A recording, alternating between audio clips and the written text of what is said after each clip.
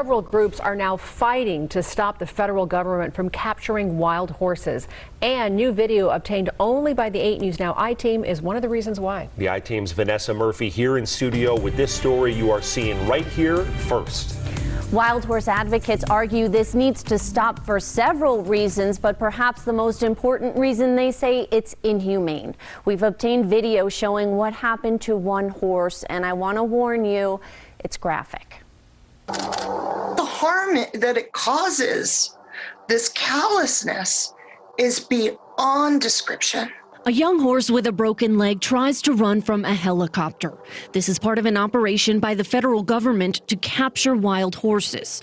Advocates say the animal should have been euthanized immediately, but that's not what happened. The roundup should cease. The priority should not be getting that band into the trap. Laura Lee heads Reno-based advocacy group Wild Horse Education, which provided this video to the I-Team. Everything should stop and that horse should be put down immediately, not roped, not put on a trailer and made to be driven down a bumpy road while it tries to stand on 3 legs as a baby for who knows how long before they finally put it out of its suffering. Lee's group, along with 2 other nonprofits, filed this lawsuit in federal court against the Bureau of Land Management, or BLM, to stop this operation.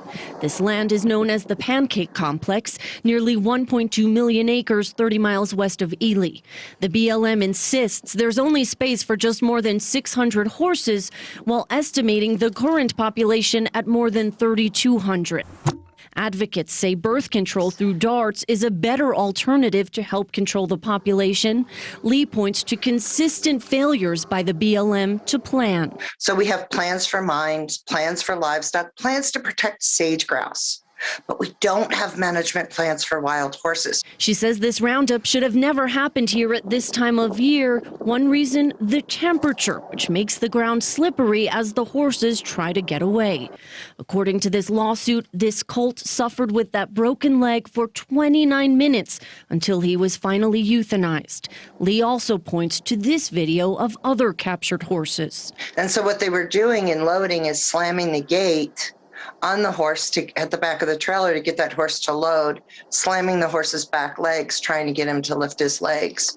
She says she believes these actions violate a policy for humane treatment of the animals she previously fought for. She tells the I-Team this video shows a lack of enforcement. It's really rough when the person doing the abuse is also in charge of policing that abuse.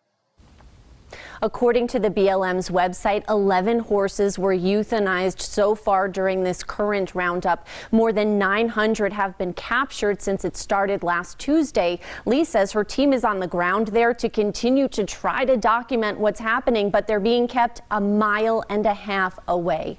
The I-Team first aired a story about this on January 14th, Denise, and it received quite a response. You know, thanks for that warning, because watching that video is really tough to watch. But that's what happens out there, so we need to let our viewers know. So, right. So what's next in their fight? So a hearing is expected to take place this week in front of a judge, and we'll see if the judge decides to stop the roundup completely or maybe create guidelines, and we'll follow that and let our viewers know. All right, so I know that you've reached out to the BLM on multiple occasions.